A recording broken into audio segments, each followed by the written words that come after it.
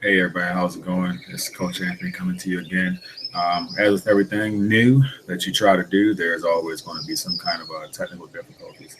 But there's one technical difficulty that will ruin not only your high school playing career, but also your college career before you can get into it. And that's going to be one major thing called grades.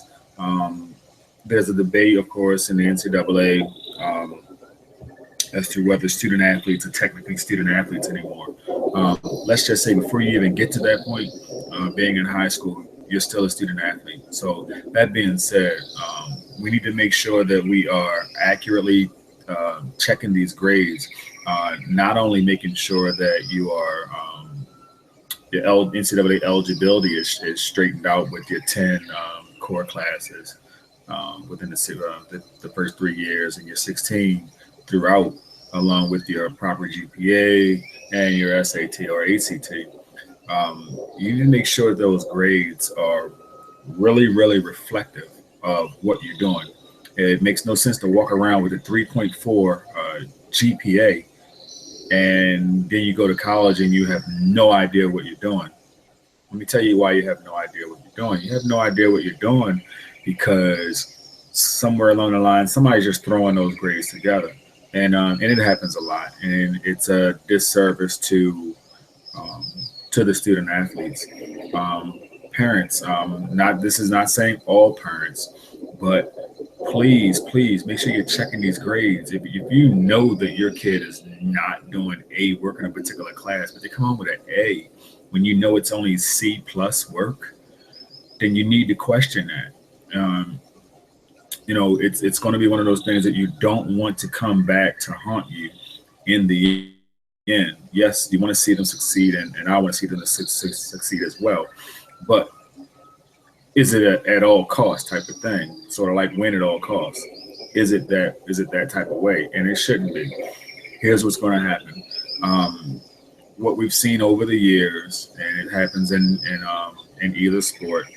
You know, you'll have a student athlete. They'll go ahead and they'll verbally commit, and they'll even sign on signing day, National Signing Day, with the big hoopla with all the food and cake and ice cream and the different hats that they're going to have 3 hats or whatever it is, and they're going to play around, and then they're going to pick which hat, throw it on their head, and unless they already know where they're going, we're going to have the nice shirts on. Everybody's going to wear the shirts for that particular school that they're going to sign with, and everything's going to look all good.